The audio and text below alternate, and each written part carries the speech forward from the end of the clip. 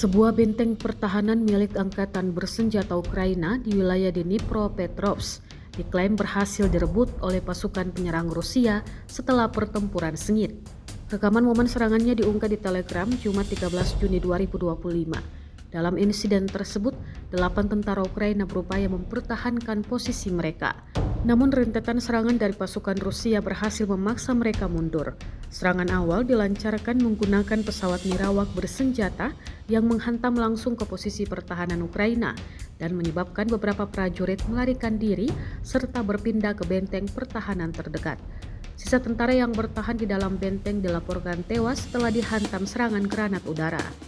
Setelah posisi dinyatakan bersih, pasukan Rusia langsung masuk dan mengambil alih kendali penuh. Benteng tersebut kemudian dihancurkan dan tembakan senjata ringan untuk mencegah digunakan kembali oleh pasukan Ukraina.